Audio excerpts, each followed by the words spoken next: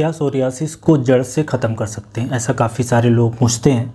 तो आपको ये समझना है कि अब तक जो मेडिकल साइंस में रिसर्च हुई है सोरियासिस के बारे में, उसमें ये पाया गया है कि ये ऑटो इम्यून बीमारी है। मतलब शरीर के जो इम्यून सेल्स हैं, स्पेशली जो टी सेल है, हेल्पर टी सेल है, उसमें प्रॉब्लम होती है। वो अपने ही शरीर के सेल्स को मारता है, स्किन के जो सेल्स है उसको मारता है। तो ये ऑटो इम्यून बीमारी है। ऑटो इम्यून बीमारी का कोई 100% केस में क्योर नहीं होता, मतलब कि जड़ से 100% केस में इलाज नहीं होता है।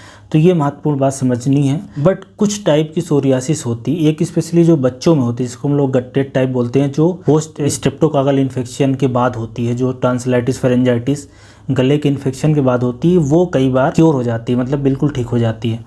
तो ज़्यादातर सोरियासिस का सिम्टोमेटिक इलाज होता है, मतलब जब सोरियासिस फ्लेयर अप हुई, जब आई, उस समय इलाज किया तो बैठ गई।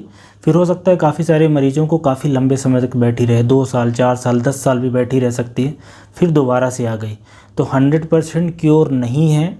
काफ़ी सारे लोग हो सकते हैं कि क्लेम करें अलग अलग तरीके से कि ये ठीक हो जाएगी, लेकिन इसमें एजुकेशन ही इम्पॉर्टेंट है। अगर किसी को सोरियासिस है तो उनको ये समझना है कि बीमारी बहुत कॉमन है, 1 से 1.5-2% लोगों को हो सकती है। इंडिया में ही 1 करोड़ से ज़्यादा लोग हैं। छोटे रूप से लेके बहुत बड़े रूप में हो सकती है, पर अगर आपने लक्षण पे कंट्रोल पा लिया है, वो किसी तरीके से हो सकता है। खाने से हो सकता है, दिनचर्या में बदलाव से हो सकता है, आप मॉइस्चराइजर क्रीम लगा लें या दवाइयों से कंट्रोल कर लें। अगर आप जब तक कंट्रोल करके रखते हैं तो इससे कोई ख़ास समस्या होने वाली नहीं है। तो 100% जड़ से इलाज भले ना पॉसिबल हो, लेकिन इस बीमारी को इतना कम कर सकते हैं कि हो सकता है कि दोबारा लौट के ना आए तो बिल्कुल हल्के फॉर्म में हो, मतलब ज़्यादा समस्या ना करे। क्योंकि ऑटोइम्यून बीमारी है तो जैसा मैंने बताया कि ना तो कोई दवाई, ना तो कोई वैक्सीन, ना कोई और तरीका है जो कि जड़ से ख़त्म कर सकता है।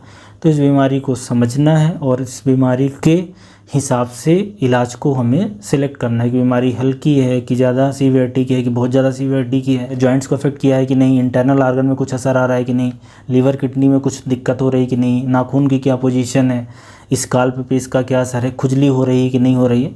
इन सब के हिसाब से बहुत तरह के ट्रीटमेंट ऑप्शन अवेलेबल हैं, उनसे इस बीमारी को हम कंट्रोल कर लेते हैं। फिर ये दिनचर्या में बदलाव करने से, खाने में बदलाव करने से ये काफ़ी दिन तक कंट्रोल रह सकती है। तो इतना आपको समझना है। 100% क्योर भले नहीं है, लेकिन आजकल जो ट्रीटमेंट ऑप्शन उपलब्ध है उससे इस बीमारी के असर को कम से कम करा जा सकता है। Thank you.